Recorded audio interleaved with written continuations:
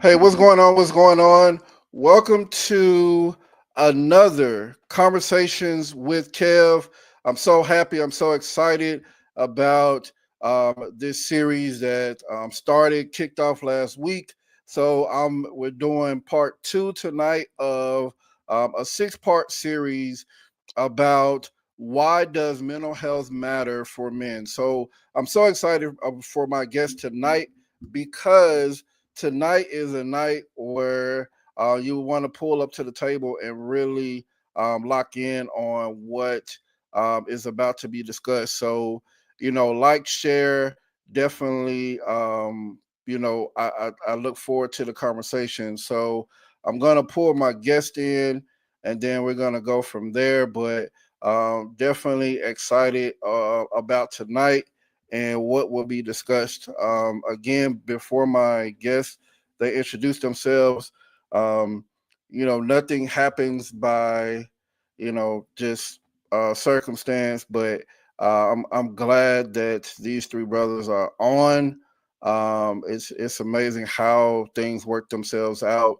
So I'm going to have them introduce themselves, tell a little bit about themselves, and then we'll get started. But I'm happy to have interested. I'm happy to have my military frat brother, who's also a founder of Cyro 5 Military Fraternity Incorporated, AJ Jackson, on. I'm happy to have my brother from D9 Phi Beta Sigma Fraternity Incorporated on, Joe Mays. And I'm happy to have and I have to say this because I know I'll be saying brother, but I'd say my actual biological brother, Carson Smith Jr., who is a member of Omega Psi Phi Fraternity Incorporated. So we're definitely about to have a real discussion about mental health. But I want them to actually just introduce themselves and whatever they want to say, say, because again, if you all have watched any of my podcasts, y'all know that this is raw. I don't hold back. So I'm looking forward to the conversation. So I'll let them introduce themselves and then we'll go from there. Take it away. Joe, we'll start with you, sir. What's going on, everybody? My name is Joel Mays.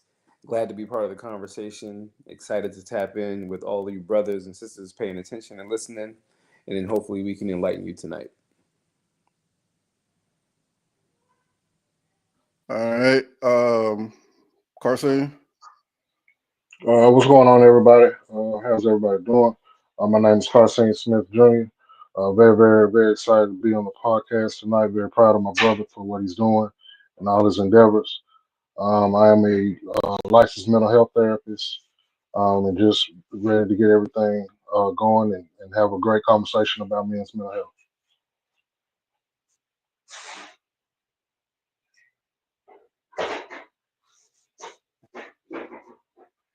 All right. And last but not least, AJ.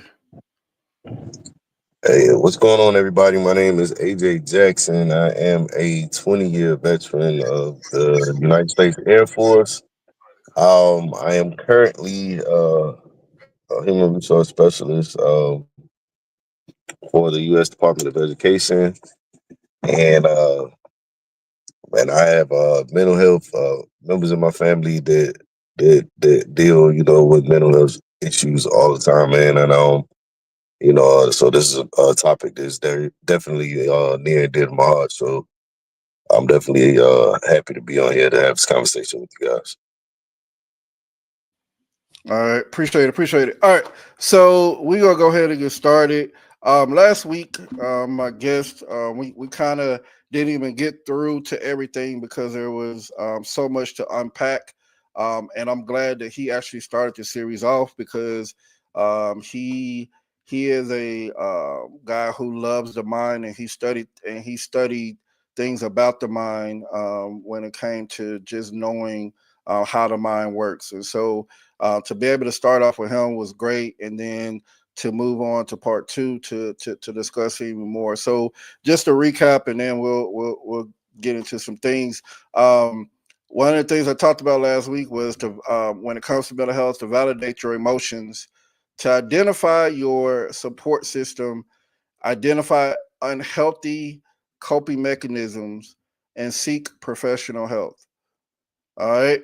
That those were the four things that we talked about, but I want to go a little bit deeper when we talk about mental health. And so before we do that, one of the things I want to do is to have all three of you all just tell me, like, what is mental health? What does mental health mean to you in your own way? However you look at mental health, what does it mean to you, and why do you say, or why do you think that mental health matters when it comes to men? So whoever wants to start can start, and then we'll go just around.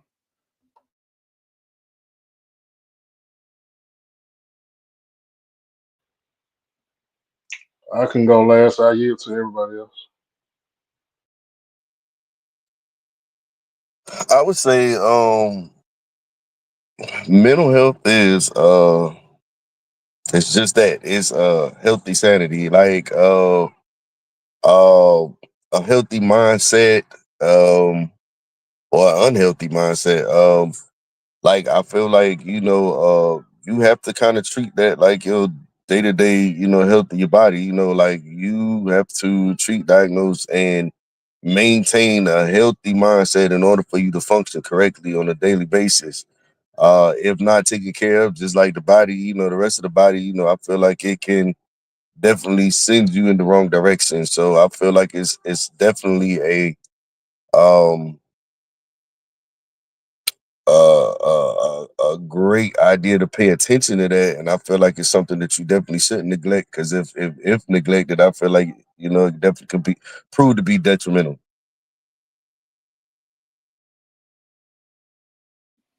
Go ahead, Joe. I think with mental health, there's so many nuances to what we deal with when it comes to it. We see things different, we hear things different, and we allow our minds to take one small insecurity or one small misconception that can take us and put us in the whirlwind. Mental health, to me, it's a storm waiting to brew. It's like you can see it coming in, you can see when you're in the eye of it, but then you can also see when it leaves.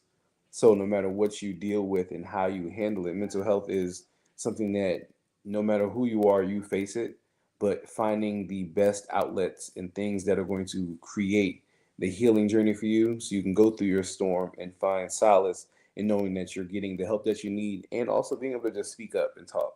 Not everybody wants to talk, everybody wants to hold things in. Releasing it helps you grow into a better person. So I think with mental health, no matter what, you got to just brave the storm.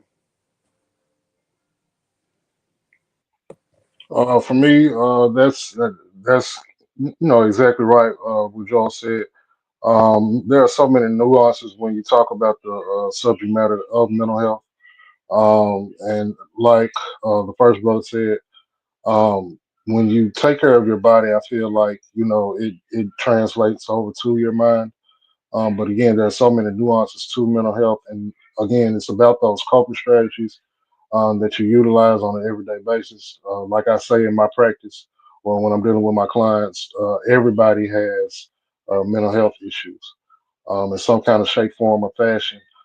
It's just about how you deal with them. Some people deal with them by having a therapist or going to therapy. Some people deal with them by doing physical harm to people. So it's so many ways that you can deal with your mental health issues. But it's seeking those outlets and seeking the right type of therapy and support, and actually having a good support system that helps also. So like I said, there's so many nuances to mental health, and it's just about how you deal with it on an everyday basis. All right. So I appreciate that, gentlemen. So one of the things I want to start off by saying, I think I've said this to all of you all, but I'm big on quotes, and as I was really looking at what I wanted to say, what I wanted to talk about for this series, I came across this quote by Kevin Love, who played basketball in the NBA. He says, "We need to talk about men's mental health openly and honestly. We need to talk about men's mental health openly and honestly." And so, what I'll have you all chime in. So one of the things that I took from that quote alone is that we're not honest with ourselves. I think when it comes to mental health, and I'll use me as an example, because all three of y'all know about my journey, and what I've been through when it comes to mental health. And so one of the things that I understand is that you have to be honest with yourself. If you're not honest with yourself, then anybody around you trying to help you is not going to be a help, because you're not honest with yourself that you have a problem. You're not honest with yourself and telling yourself that, hey, I'm depressed. I have a problem. Whether it's, I'm dealing with anxiety, whatever the stressors are that you're dealing with, like, you have to be open and you have to be honest about them. I think one of the things for men that we face is, as I was looking at some stuff, is will we be judged based upon what we say to someone? So we say to someone that, man, I'm going through this, I'm going through that. We've been taught as men not to cry, not to show emotions. But the thing is that turns into a whole bunch of other things, from substance abuse to suicidal thoughts. Those things are the things that hurt us. And so how can we, as men, be able to combat that? How can we combat being able to really be honest with ourselves, and be okay with being honest to those who are part of our support system? Because our support system has to be able to know how they can help. If they don't know because we're not being honest, how can they help? So if somebody wants to chime in, we can, continue the discussion around that. I'll chime in. I think a lot of times in my experience that I've had, it's it makes it difficult to be honest when you don't recognize that you have something going on. I always talk about your recognition skills. Not necessarily saying that there's a problem, but just recognizing that something might be off, whether it's how you look at things, how you perceive things. Um, and it makes it hard to combat those feelings. Again, when you don't have a strong support system, or when you feel like your support system is going to be judgmental. We're already judged on an everyday basis when we walk outside of our door, whether it be at our job, whether it be when we walk in the grocery store, from how we look to how we dress to how we talk, how we interact with one another. So it makes it hard when you don't recognize, first of all, that something is what I like to just call, something being off.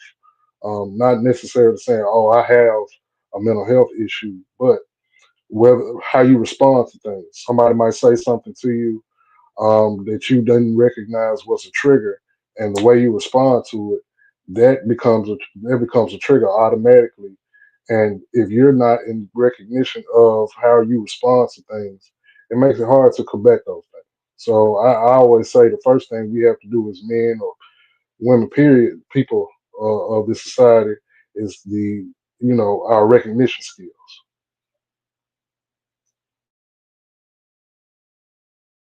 All right, AJ,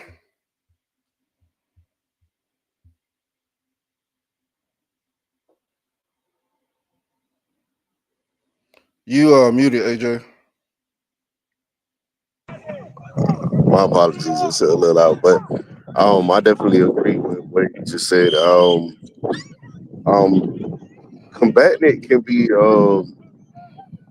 like coming back from it can be. I don't know, man. Like for me, I always feel it's because I too have gone through, have been diagnosed with PTSD, as well as like percentage of depression as well. But for me, I like to speak for myself. I always say it was a choice for me. Like I think I just chose victory. You know what I mean, over loss. So I chose to be happy. I chose not to allow myself to be in that funk. I chose to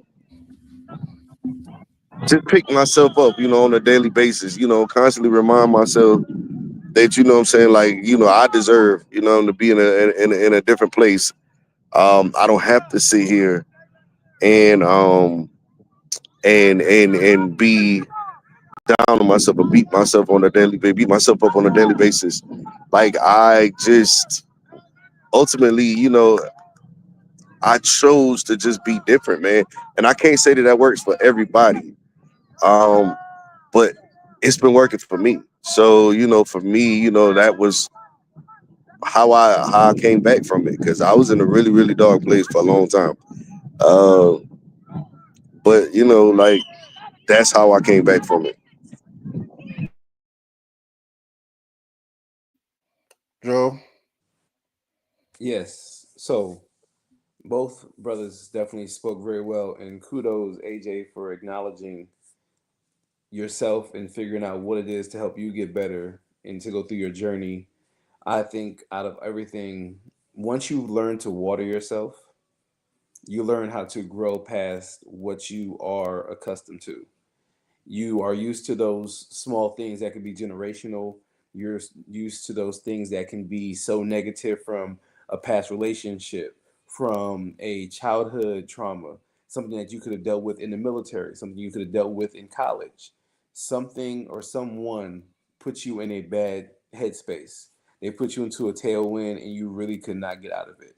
So when you learn to take a step back, away from the masses, away from the crowd, away from the people, and learn to kind of put this water on yourself and really see how well you can grow and how you can articulate and find yourself again, that's when you start to get new roots. You start to become more grounded, find more strength within the negativity, and knowing that, okay, cool, you put me in that spot or you said something that could have triggered me and taken me over the edge. No, I'm in my foundation, I'm stronger than what I used to be. And every time that somebody wants to trigger you, I always tell people, yeah, you may have been hurt in that moment, but remember that another root is growing. So that means that you're going to be even more in your conviction, more grounded, more focused for the next level and see and find this joy within just the joy of being. Because no matter how bad it gets, the world still needs you. They don't want you to be gone. So when you stop watering yourself, that's when you wither up and you can perish. Continue to water yourself so you continue to grow and be well rooted for yourself. All right, I appreciate that from all three of you all. So moving on. So one of the things, as I'm pulling words and stuff that you all are saying, I heard choose to be happy, and find yourself again. I heard triggers. I will say this, and then we can continue to chime in right here. So when you talk about finding yourself again, I think it's one of the hardest things. Well, let me speak for myself. So when you talk about finding yourself again, you're talking about, for me, how I look at it is I had to really find who Kevin was again. My 7 year battle with mental health took me in a lot of dark places and took me to a point to where I had to find myself again. I always say this to AJ, he knows this, that the military frat saved my life because I still remember that year of wanting to just end it all. And I remember somebody pointing me um, to just being in a military frat, which led me to being in the one that I'm in. And so it saved my life. I say it all the time that if it wasn't for my military frat, Sorrow Five, that I don't know where I would be because they helped me look at things a little bit different in a time that I was going through so much. And so when we go back and we say find yourself again, I had to really find myself. I had to understand who I am, whose I am, and I went through a journey of understanding that. I went through a journey of trying to understand, that no matter what, that I'm loved, that I'm needed, like you said, Joe. So that's one of the things that, and I'm still dealing with that today. I think all three of you all know me, in your own way. But understanding that I really went through a battle, but understanding that I had to find myself again. 7 years, year of completion, to understand that, hey, I'm finding myself through dealing with these things. I'm finding myself because I'm looking at the things that used to upset me, but I'm now trying to find myself to where I don't let those things upset me. To get me in a funk to where it causes me to go into depression. And so the thing is, dealing with depression is something we that if you're dealing with it, that you have to understand that it's not a race. To say I gotta be done with this. I gotta be done with this. No, depression is a journey in itself. It is a destination of understanding that no matter what I go through, I'm going to get through this. But I have to be patient, and I can't look at the next person that had depression and feel like, man, they only had to deal with it for a year. I'm in year 3. But it's not about that. It's about how you deal with it yourself, and how you start to really live for yourself, not live for people, not live for anyone else, but understand that you have to live for yourself, and you have to understand that no matter what, that you have people that love you. But the thing is, and I'm saying this last thing, I'm gonna let y'all speak, that the mind sometimes plays with you, because even though you know that people love you, you still feel like you're not loved. And that's what was going on with me when I was really going through my mental health battle, is understanding that people didn't love me, people didn't understand me. I was just going through a lot.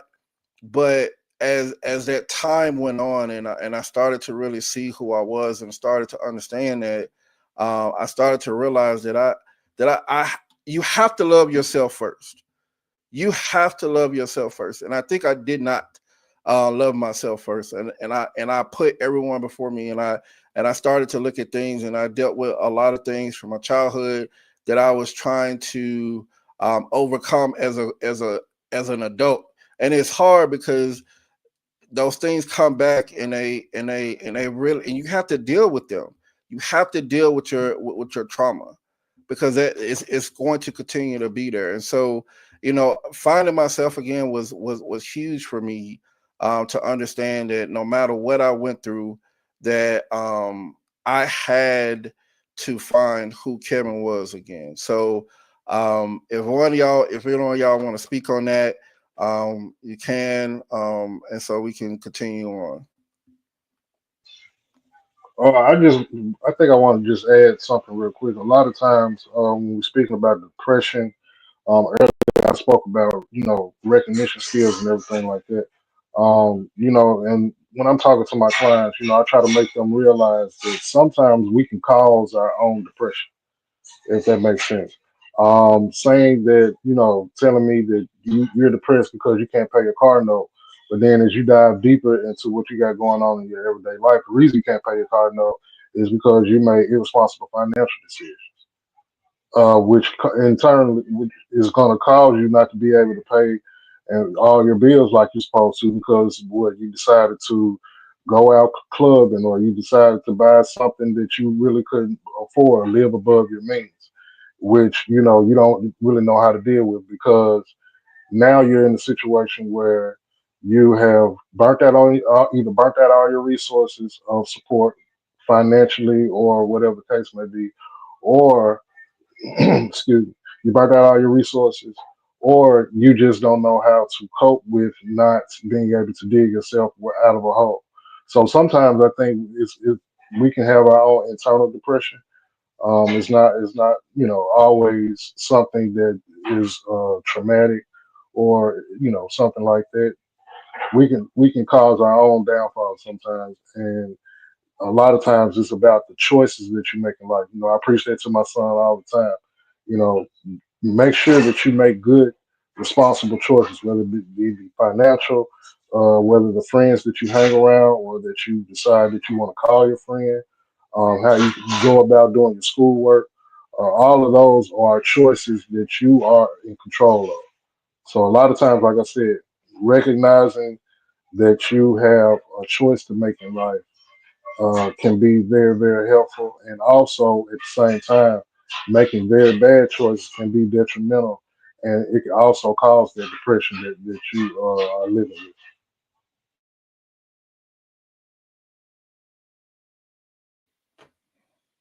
Go ahead, Joe.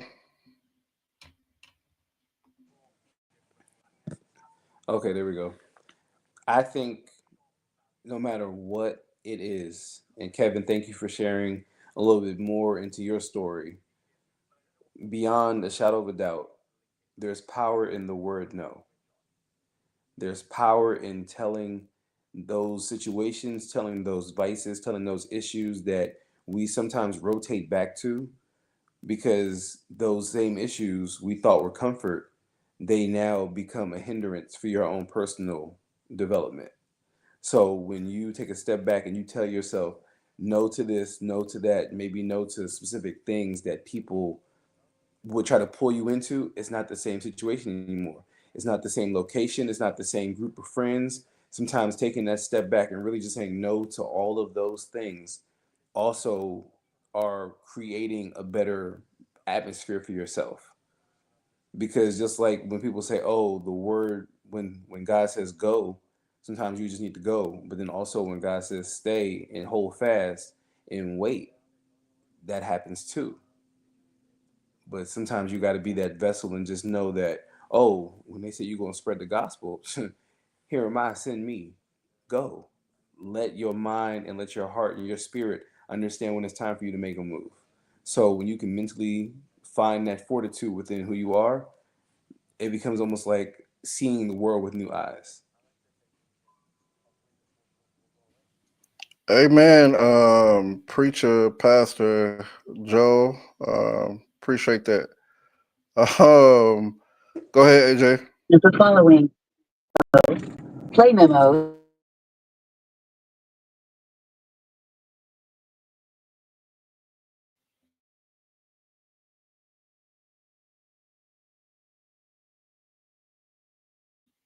AJ, I think you cut out. Mute. Can you hear me now? Yep, I can hear you. Go ahead. Okay, man. Y'all forgive me, man. Trying to do a million things at once, but again, I feel like that goes back to that that statement, the way that I kind of broke down. You know what I'm saying? Like, what is mental health? I feel like of course, Kevin. I know your story. And we've had numerous talks, man. And for me, my vision, uh, versus what I'm saying, like maybe someone else's.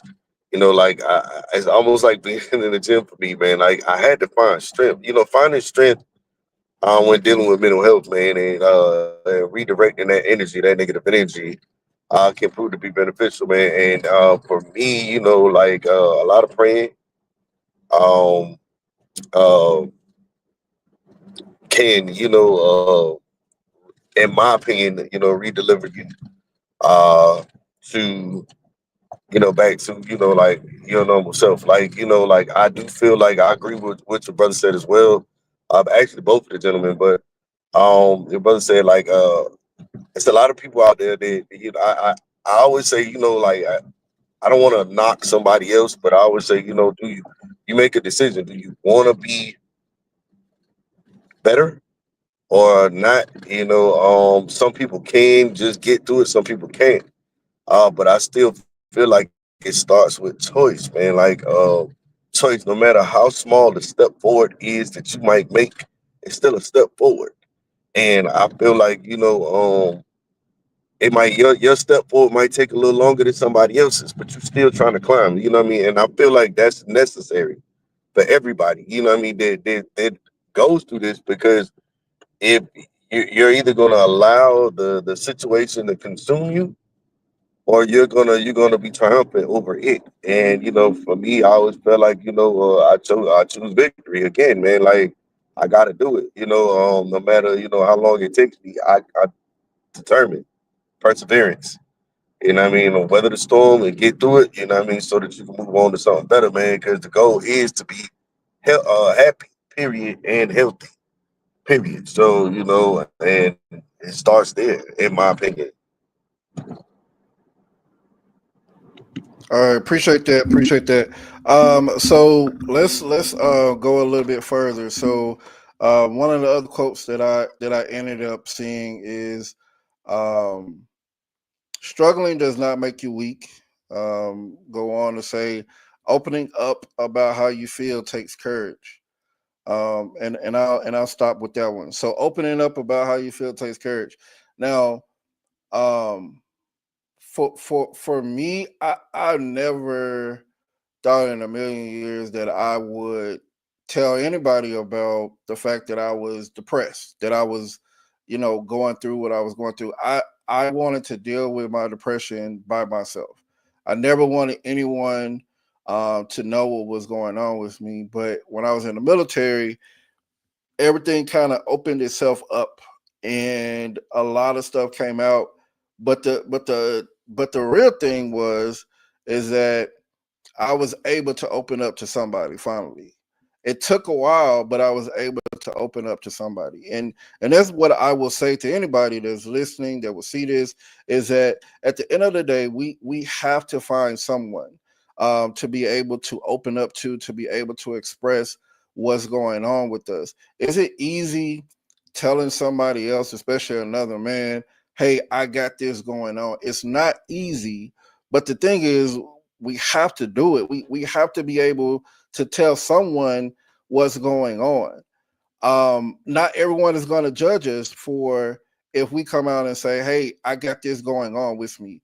Not everyone is going to look at you and say, hey, I don't want to hear that. One of the things I talked about last week was, the fact of having that support system, and having people in your life that's really going to support you, that's really going to understand and not judge you and not turn their backs away from you because you got things going on. We all got things going on in our life. But the thing is to have that support system there to say, hey, I got you, bro.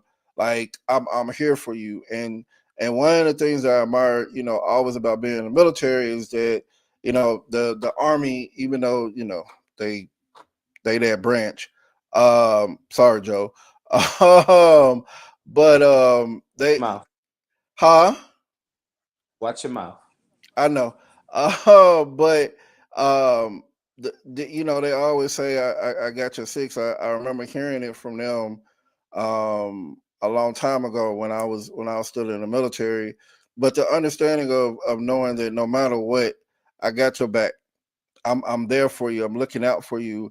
And so understanding that it's good to open up, but watch who you open up to, because not everybody is going to be there um, to really be there for you. Some people are there to see you fall. Some people are there to grab something from you, drain you, whatever it may be. But not everybody is there with good intentions when it comes to being able to open up. So you have to be careful who you open up to. You got to be careful who you talk to about certain things when it's going on with your life.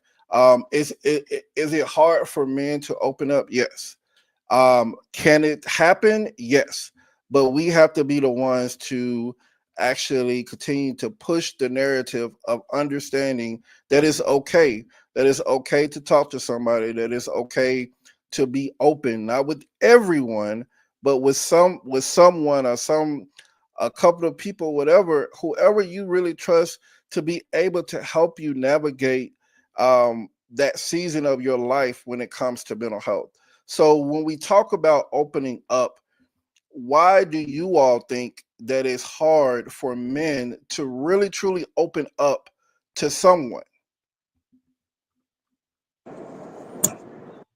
Um, I'll say this. First off, it start with trust. A lot of us have been through so much in our lives. You know what I mean? That you know, finding trusting somebody enough to deal with something so precious is um that's a huge step. You don't find, and then you got a lot of men. It's like going to like we don't want to admit that something is wrong with us. You know what I mean? Like that we're dealing with something, admitting, owning what we're dealing with on a day to day basis, trusting somebody with something, in such a delicate situation, because what might look good for you, it might not be good for you. You know what I mean? And everybody, and I'm gonna say this, no disrespect to anybody that's licensed or not.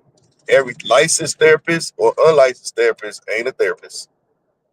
Some people in there for the paycheck, and some people in there because they really want to see you win. And I feel like as men, I feel like we're always, like guarded when it comes down to that. We want to make sure that whoever is there to benefit us or to try to assist us is really there for that reason. And I think that, I think that's why you tread lightly when you put something like that out there, because people could use it for, like the wrong situation, in my opinion. I don't know if you guys agree with that, but that's kind of, like how I see it. That is so true. Working in this profession, I have definitely learned some people are in it for just the paycheck. They're not in it necessarily to try to help people overcome their past trauma or anything that they're dealing with. That is a very true statement, and at the same time, to answer your question, Kevin, I think a lot of times we're is how we're programmed and what we're taught, especially when we're growing up. Like me and you, mom, she didn't teach us to go and seek out people to talk to or anything like that. She taught us to, other than going to church and giving it to God, she taught us to really just be strong. The whole speech about you come from nothing, and you all are very strong men. That whole spiel right there. So it makes it difficult as you get older to seek out help and say that you have a problem. So a lot of times it can be, how you're trained, your thought process, and everything like that from early on. But AJ, you are correct. I'm not to switch topics or anything like that. But people also have a hard time trying to find a therapist or somebody that they can actually open up to, because you don't know if somebody's in it just for a paycheck or if they're in it authentically to really try to help somebody. I just started making decent money in this profession, but and Kevin can tell you this, attest to this. For a long time, I didn't make a lot of money doing this. It was just purely off of the fact because I work with young men over a mentoring program and everything like that. It was just merely off of the fact that I didn't want to see young men go in the same direction that I went through or anything like that. Because for a long time, and Kevin here, he can attest to this also. I was, I guess, what they call a street dude for my the majority of my 20s and 30s, and I thought that was the lifestyle that I wanted to lead. So when I got out of that mindset and started trying to go in a different direction, I always told myself that when I started talking to young men and when I really dived into this profession, that I wanted to make sure that I led young men in the right direction, and that they had that outlet to talk to somebody when they didn't have.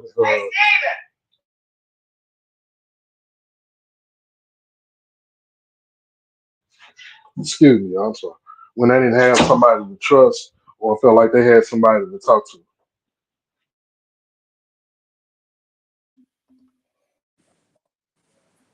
Go ahead, Joe.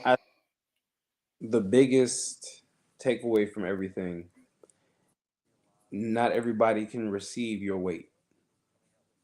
They can't take what you say and they can't hold it. They can't understand the burden that you're going through. And when you voice your opinion, therapists or not, all of us that were in the military, when you go to that therapist after you come back from deployment and you get that question, on a scale of 1 to 10, how do you feel today? How angry are you today? It's one of the worst things that you can ever ask, because it's like, I don't want to tell you how I am, because that's just going to be more things to add to your file sheet. And like you said, they're in for the money, not for your healing. Same thing with certain people that you call friends, or people you call your brother, or you call your sister, or even somebody you're in a relationship with. They might not be able to take everything. They can't hear you. They can't receive it.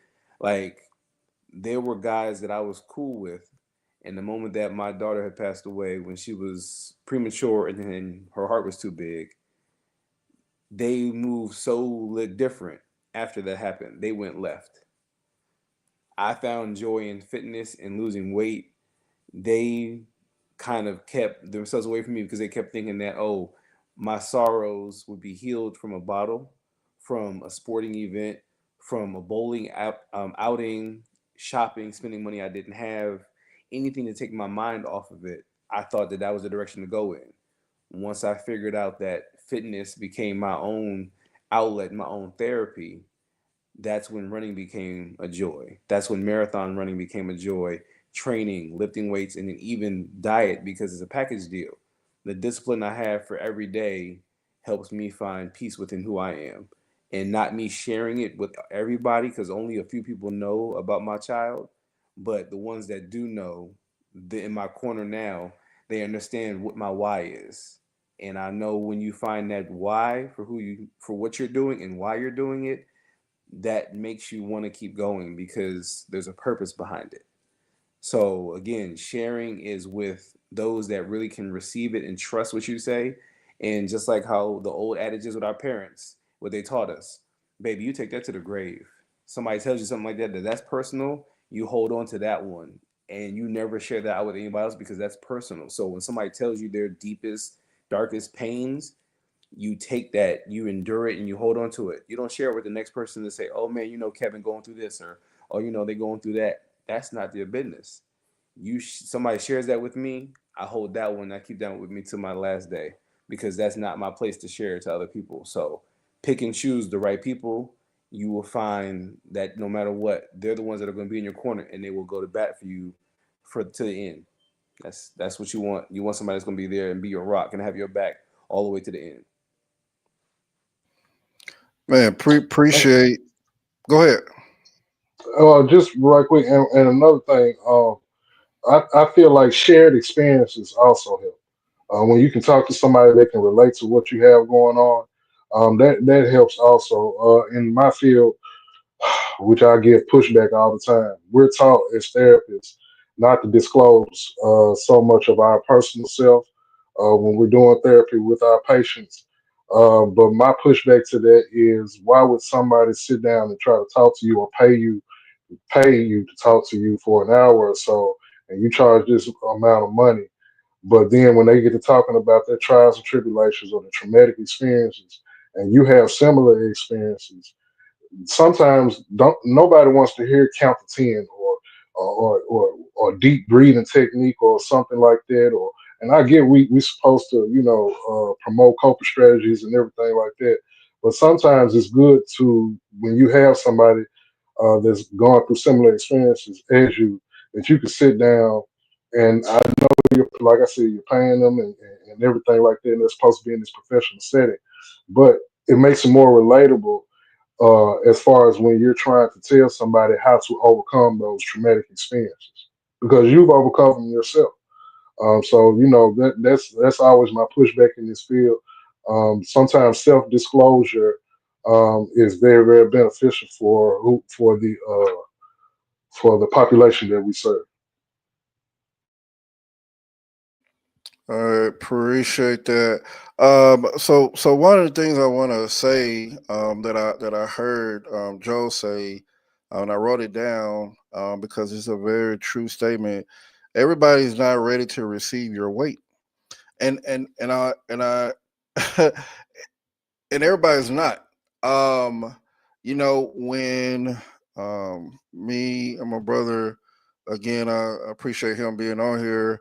Um, but when we went through the death of our mom and went through our great aunt passing and then our dad passing, that was weight a lot of people couldn't um, deal with because it was a lot to tell somebody, man, I'm going through all of this, and I'm telling somebody that I'm I want to commit suicide because I'm going through this, I'm going through that. It was a lot on me because I didn't know how to deal with it.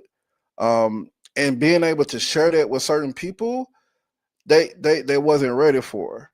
Now, AJ, when him and I met, we knew each other from the VA, and we had a mutual friend who passed. We ended up going.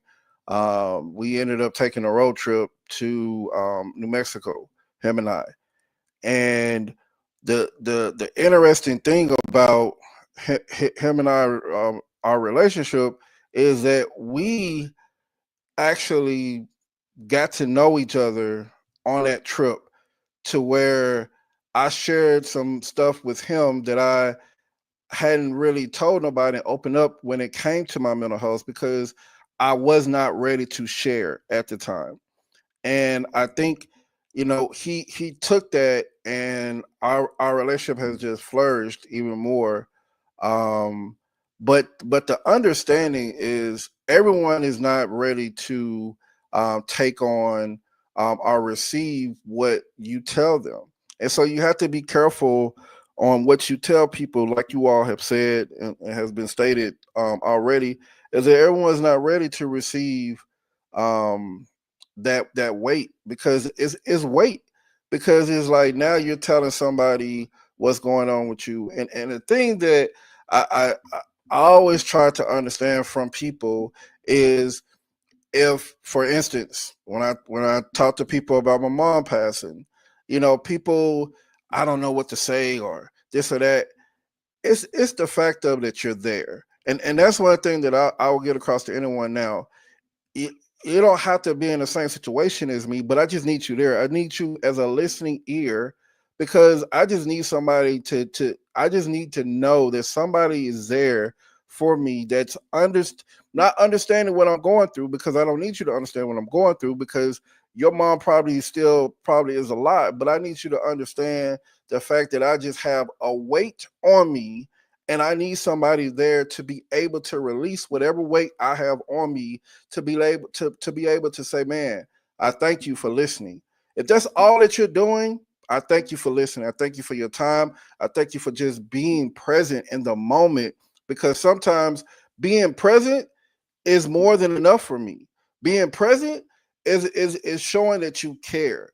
It's not that you always have to sit around and feel like you have to fix everything that a person is going through. If I know that you're there and you're just there and you're not saying nothing and saying, hey, I'm here for you when you need me, like, actually commit to that. And that's one of the biggest things for me, is when people say I'm there, show me. Don't just tell me, but show me that you're there through your actions and understanding. I don't need you to sympathize with me, empathize, and understand that, hey, I just need you there. And so everyone's not ready for what you have to tell them, because everyone has stuff that they're going through. When I began to open up about my mental health and everything that I've been through and all of that, even in the military, a lot of people weren't ready. People walked away from me who was like, I can't deal with that, and that's too much. But the thing is, yeah, it probably was too much, and you probably wasn't the person that I needed to tell. And so, but as your journey through mental health, you'll have people that you feel like, oh, I can tell to this person. And the person that you end up telling is the least, probably least likely person that you would think that you would tell it to. But at the end of the day, like, those are the people that stick around. Those are the people that are there for you. They don't want nothing from you.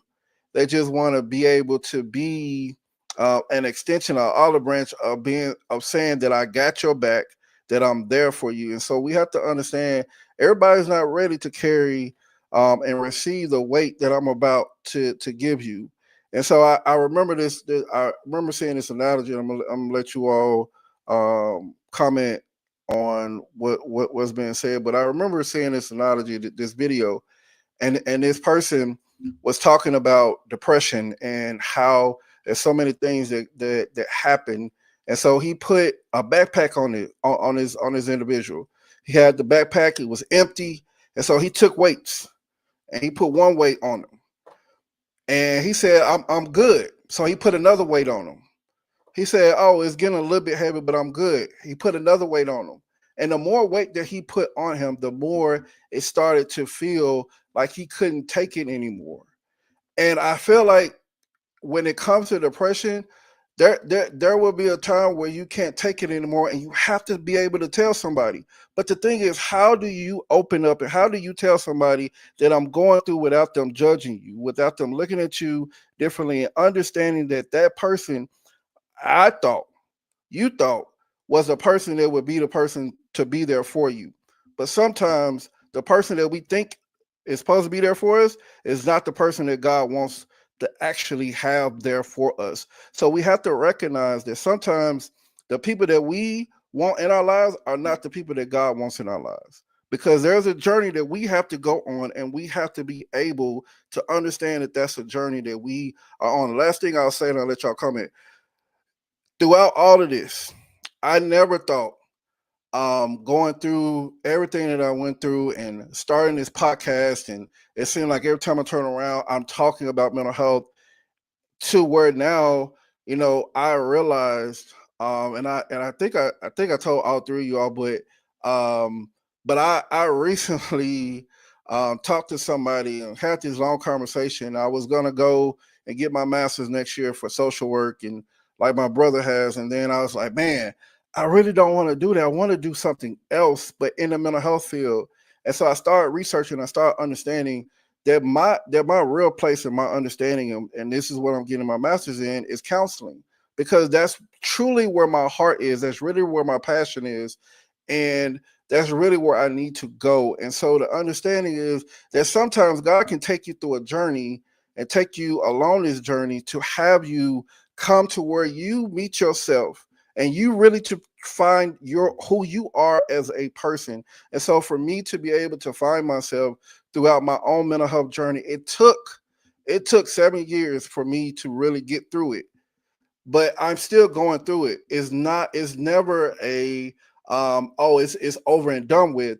I'm still dealing with it, but I'm learning how to cope with it instead of just saying, oh man, I'm going through, and I don't tell nobody and I shut down. And all three of y'all know that I shut down and I don't talk to nobody. I shut down, I shut everybody out. I don't want to talk to nobody. But at the end of the day, when you start realizing who you are and you start realizing that those things that tried to overtake you, now you're able to really find out who you are, because you don't let those things take you down again. So comments from everyone will go around the room. AJ.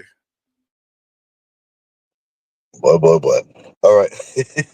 So, as fuck, bravo to you know what I'm saying, to you on the counseling thing, man. That's good. But remember, to give counsel, you gotta be willing to be counseled. You know what I mean? So, you always want to look at it like that. And then you gotta be able to take the advice that you're willing to give, to somebody else. That's very, very important, because a healthy mindset is definitely gonna deliver the correct message. In regards to man, I've seen you on your highs and lows. I've been on my highs and lows. Um, I feel like, man, you said a lot. um, I feel like, I gotta begin with this. Like,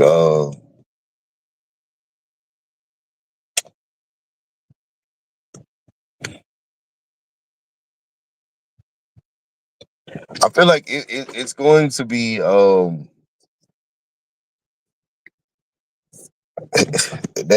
choice, man. Like, I feel like we just gonna have to. I'm trying to put it into words, man. I feel like I'm saying a million different things at once. Come back to me so Oh, I can lay that out. okay. Go ahead, Joe.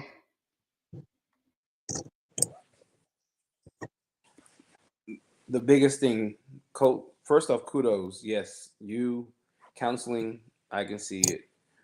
Receive everything that somebody tells you and then put that back into the world and help them. I think that's the biggest thing take away from my short time knowing you. As long as you can receive everything somebody gives you and you take that and you can use that energy and then help the next person, just paying it forward. And after all of that we've discussed in this evening, no matter what, you are loved, you're respected, you're needed, you are here for a reason. And your purpose, even when people can't see where they are in the world, your purpose is necessary. Your purpose is divine, it's already been written. It's just about seeing it for yourself.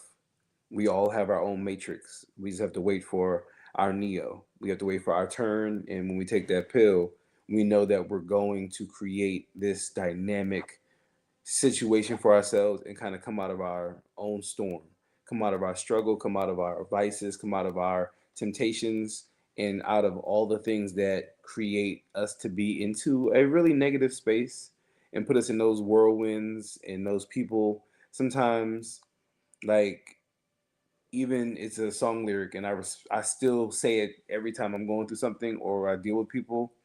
When I ask God to remove my enemies, I start losing friends. So no matter what you go through, like the creator is going to take the people out of your life when he says, I'm working on you, I'm working on you, I'm working on you. Trust my plan. I'm gonna start letting these people kind of show you their true colors. So you have to walk away from them. You have to remove yourself from these people in these situations that are not bringing you anything but negativity. And then it repudiates that cycle because you keep going on this. I'm going to do this. I'm going to do that. I'm going to do this. You're saying so much, but are you doing it? You're talking about, oh, I want to write my plan. I want to do this. I want to go back to school. Okay, great. Execute. Go for it. Like I knew I didn't want to teach high school forever. Now I teach college. That was my next stepping stone. And then from there, it's like, okay, I teach college. Now can I lead the program? Okay, can I lead the program? Okay, now can I get tenure? Now can I be a dean? Those are the steps that I feel like I'm on because again, I've done enough within the industry to where I'm good at cooking, but now it's teaching the next generation of chefs to really see what they can do and I can pass on all my knowledge to them. So no matter what, teach, pass it on to the next. And when you're healing, heal yourself, then you heal the next as well. Amen. Hey, let me say this because I think this. I'll say this because I've heard this from AJ and from Joe, and I'm pretty sure Carson will probably say the same thing. I think that again, it's learning, and one of the things that I'm continuing to learn is being able to, you know, take that criticism, being able to take, someone saying something to me. And moving it forward. Is it a easy thing? No. Is it an overnight thing? No, but I'm processing it and I'm being able to learn from it and learn to be able to deal with it in my own way. But I'm being receptive more than I have ever been because I know that that's some of the things that you're going to deal with when it comes to counseling. So I have to understand that that's something that I have to deal with. But I just want to address that because I know I heard that from you, Joel, and I heard it from AJ. But go ahead, Carson.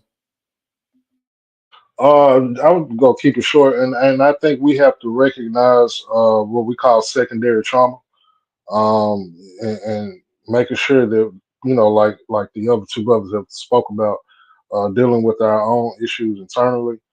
Um, and on another note, of course, I'm your brother, so uh, I talked about recognition skills earlier, recognizing that you have your own path.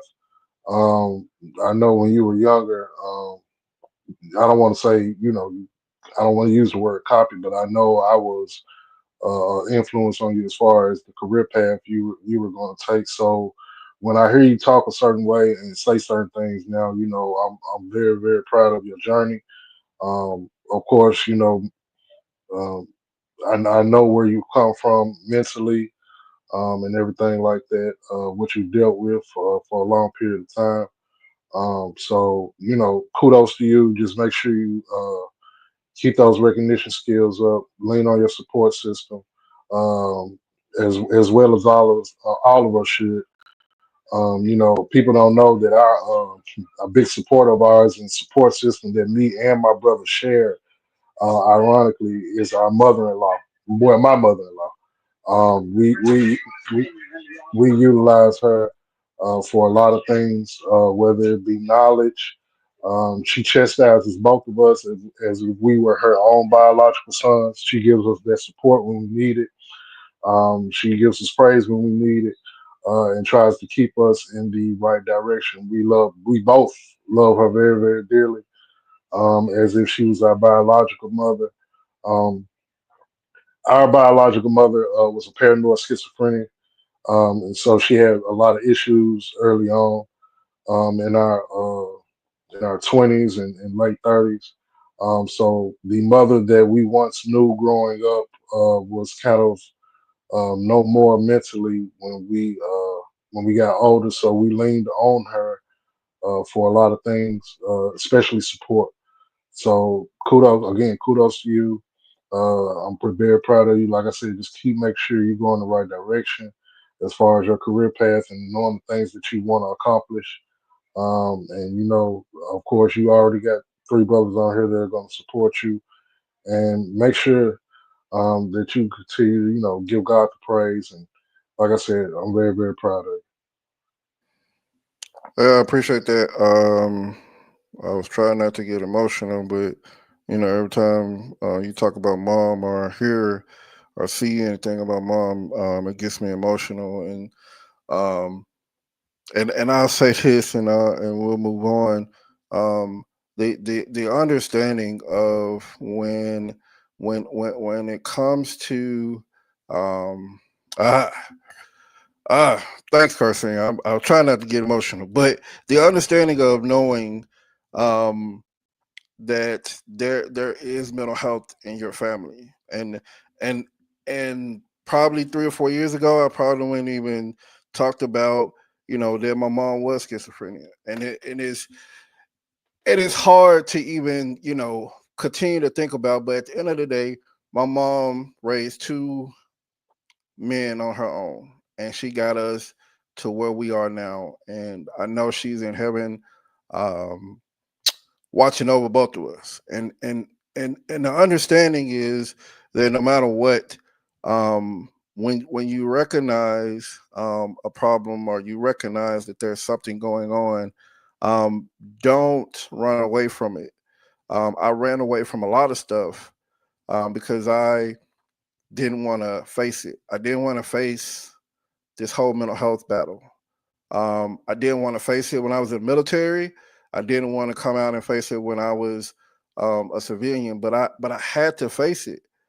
I feel like if I did not face this um, this battle, that I would not be where I'm at today. I would not be doing this podcast. But I had to realize along the way, along this journey, that something needed to happen. And whether people know it or not, doing this podcast is therapy for me, because it helps me continue to talk about things that I've continued to struggle with, continue to deal with. But it's therapeutic for me to do this podcast. I love doing it, and I love the guests that give different insights. And so when we talk about the weight is on my shoulders and on my brother's shoulders of what we went through growing up, and my mom, and um, didn't recognize her on the tail end. I knew who she was the last time I saw her, but on the tail end of not recognizing your own mom is is hard in itself. And I'm sorry, y'all. I'm trying not to Try not to cry on Facebook Live, but it is what it is. Um, but You but got to understand, but to Work through it, understand, baby boy. Work yeah, through it. but to understand that no matter what, um, we have to be intentional about what we do. We have to be intentional about who we talk to, and we have to understand that mental health is important. We got to talk about it. We got to be open and honest about what we talk about, and we can't be afraid to show emotions. We can't be afraid to be able to know that I got to show these emotions to be able to work through and get out whatever I need to get out. And so I'll end it there. AJ, think if you want to comment on just what's been said, and then we'll continue on.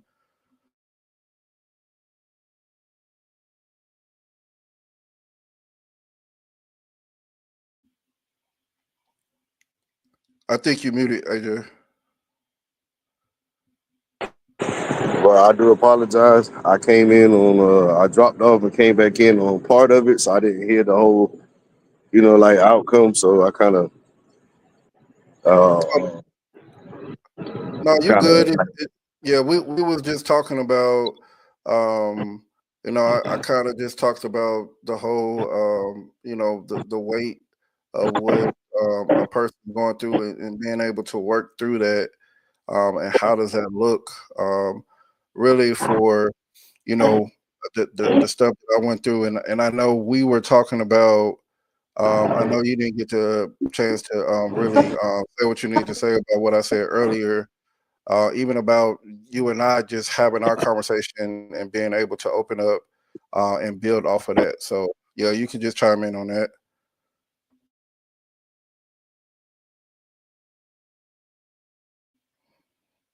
I think he froze. All right, we'll come back to AJ.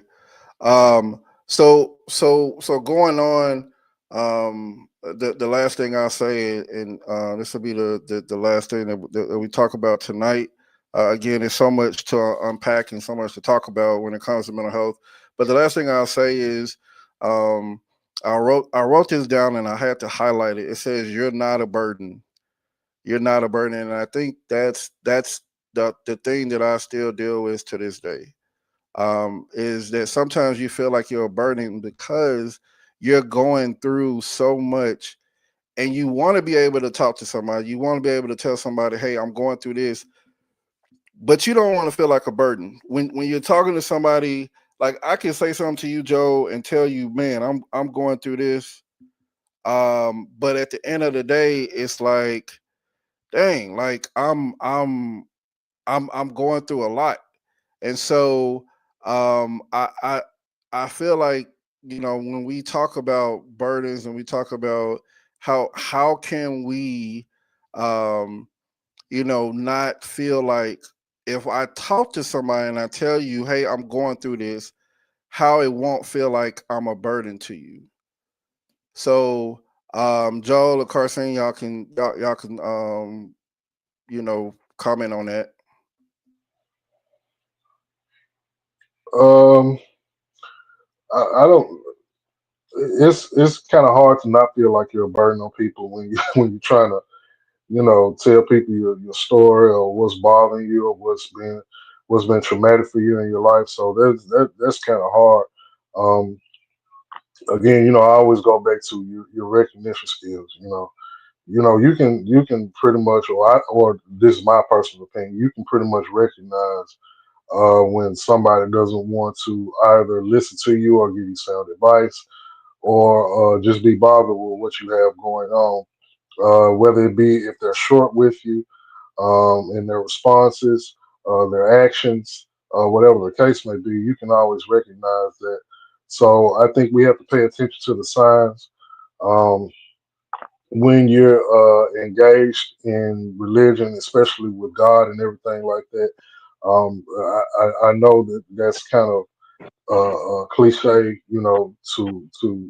to say, God gives you signs or whatever, but He does. Me and you were raised that way, to recognize the signs that God gives you, whether you pay attention to them or not. That's kind of your choice. But I feel like God gives you signs and everything you should do, whether it be picking a job, whether it be how you should move with your family, or whatever the case may be. But God gives you signs as to whether or not I can trust this person, whether or not I can divulge this information, whether or not I can use this person as a support system, whatever the case may be. But we have signs and everything like that, and we just have to recognize those. Like I said, whether it be a person being short with you, telling you they'll call you back and never call you back, things of that nature. So we have to recognize those red flags. When we call them in society, we have to recognize those red flags and take heed to them and seek out other support, avenues once we recognize those red flags and just not that the person isn't always, trying to help you or anything like that, but like you all talked about earlier, they might not have the coping skills or mechanisms to actually try to help you. I know sometimes we want to just a listening ear, but at the same time, sometimes we want somebody to give us some sound advice on what we got going on with our everyday lives or what we've experienced. So, that's kind of my spiel on All right, appreciate it. AJ and Joe, I know y'all probably didn't hear, but talking about the last thing we talk about is saying you're not a burden. So I know I probably said this plenty of times to AJ because I've always when I was going through my battle of my depression, mental health, I was like, man, I don't feel like being a burden to somebody. So how would you all combat that, or how would you all tell somebody that you're not a burden to understand? Because again, at the end of the day, they have to on their own believe that, and it takes time, especially that word that AJ said earlier, trust. You got to be able to trust somebody, but you still feel like, man, I'm being a burden to you because I'm telling you all my problems, or I'm telling you this, I'm telling you that. So how do you combat that, and how and what would you say about that? If I would they're, say, oh, go ahead. my bad, sir. But if they are truly, genuinely authentic and a good friend, you're never a burden. You're never somebody who they feel is less and feel they can't listen to and give you sound advice when they know they can. I've had friends randomly open up about a situation or a storm they're going through, a death in the family. I recently lost my godmother, and being able to talk to genuine friends when they see that I'm kind of down, or knowing that, oh, you're working out extra hard, so something must be going on. What's up? Because I didn't tell everybody. It's those real friends that kind of see the change in you and see the shift, or they see the distance. That's the person or people you want to be around. It's never about people being a hindrance or a burden to you. It's about them accepting you for who you are and taking everything that comes with you, the good, bad, and the ugly. That's when it's truly a friendship or a brotherhood, not just people, not yes men. It's people who are going to tell you about yourself, but give you sound advice and receive what you have to say and receive what you want them to say and accept everything for what it is. Once that happens, there is no burden anymore because all those burdens are gone away because those people have been removed from your life. AJ,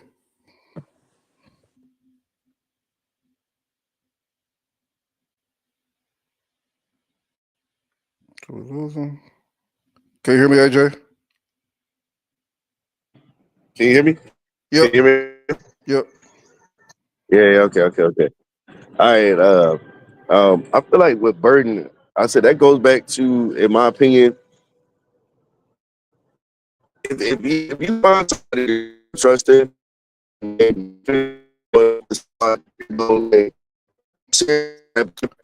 Hey, AJ, you are breaking up. You are breaking up, AJ. Jeez. Can you hear me now? Yep, I can hear you now. What about now? Yep, I can hear you. All right. I feel like if you okay, good. if you find somebody that you trust enough to share personal information with, I feel like at that point, you know what I'm saying, just remove from your mind, allow them to share with you if they feel, or remove themselves. Like you said it best earlier. You said their actions will show you, you know what I'm saying, whether or not they're truly invested or not, basically. And I feel like if you are talking to somebody and their body, you know, like you're paying attention to them because you're going to pay attention, and they look as if they're trying to avoid you, so on and so forth, you'll be able to tell if you're truly a burden.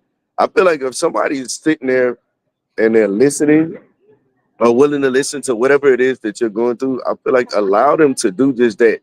Don't talk yourself out of. Don't add pressures to yourself, or that thought. Put that thought in your head that you're becoming a burden.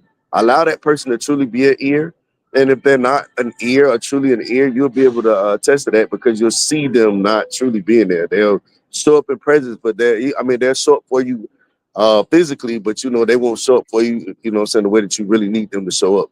So I feel like don't think about it like that. Like, you know, this, you know, like even when you talk to me or, you know, you talk to me, allow me to show you whether or not I'm interested or uninterested in what it is that you have going on. And in which case you'll often find that whenever you need me, I'm going to show up for you. You know, and I feel like that's how you always should, you know, like look at it. Like pay attention to the actions. Because the person will lie to you and say, no, you know, really you know, really not there for you the way you need them to be there for you. So, you know, like that's how I view it. You know what I mean? Yeah, I appreciate it. Um, so I appreciate my guests. I appreciate AJ. I appreciate Carson, and I appreciate Joe being on the show tonight. It's definitely been a lot discussed, a lot more to unpack. So I'm going to allow them to have final thoughts, and then we'll go from there. So I'll start with you, Joe. Final thoughts for tonight. To anybody and everybody who's listening, no matter what you're going through, you are loved, you are respected, you are cherished, and we need you here. We need you to be here. We need you to understand that every day is not going to be amazing, every day is not going to be perfect, but learn to take every day as if it's Christmas Eve.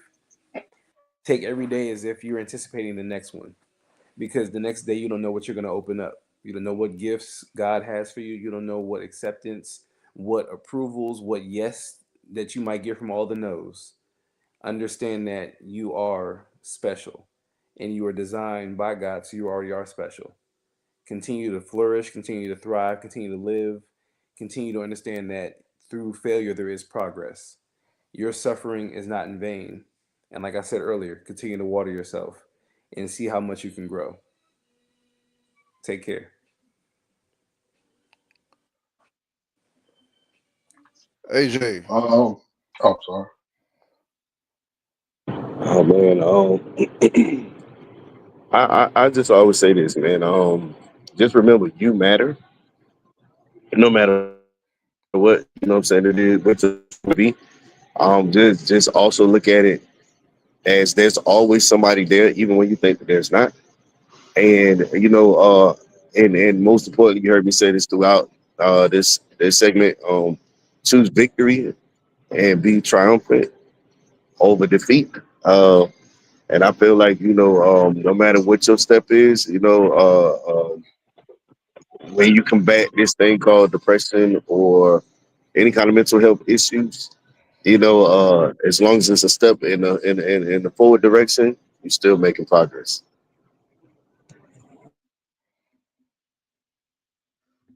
And finally, Carson. Great discussion tonight, gentlemen. I will say, if you're having any mental health issues, or if you just feel off, my advice is always to seek out somebody to talk to. It doesn't have to always be a therapist or anybody like that. You can just seek out a good support system, whether it be, like I mentioned earlier, me and my brothers.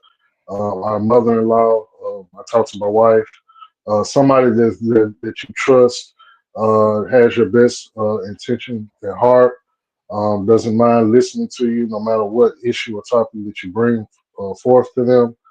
And like Joel said, remember that you are loved, you are important, and you're necessary for not only for the society to move forward, but for the loved ones that you have around you, your own household, to be in a better position. Mental health is very, very, very important, especially for men. Not to put a color on it, but for Black men especially. Um, just because of what we go through on a daily basis, our different stigmas that we have attached to us. So, seek, like I said, seek counsel, seek out that therapy, seek out someone to talk to, that strong support system, and always make sure that you try to keep God first, especially if you're a religious person. All right, appreciate it, gentlemen. Appreciate you all coming on tonight. Appreciate the conversation. It's going to continue to be conversation. I got a dope guest coming on next week, and then the week after, I got another dope guest. So I got brothers that's going to continue to come on, and we're going to continue to dive deeper into why mental health matters for men. So I appreciate you all, AJ, Carson, and Joe, for coming on tonight. I appreciate the viewers. I appreciate those who will watch this, who will take something from this, and continue to just be motivated by what someone says and understand that mental health is a journey, not a destination. Mental health is a journey, not a destination. And so it's a journey, but it's not your final destination, because the understanding is it's a journey to get you to where you need to be, but it's not your destination on where you're going to continue to be. And so once you understand that, you're good. I appreciate everyone. Again, look forward to talking with you all next week. Join me for another conversation, Conversations with Kev, next week. Same time, Tuesdays at 7 p.m., where we'll be doing part 3 of the 6-part series on why mental health matters for men. I look forward to talking with you all. Until then, y'all have a blessed night. Peace.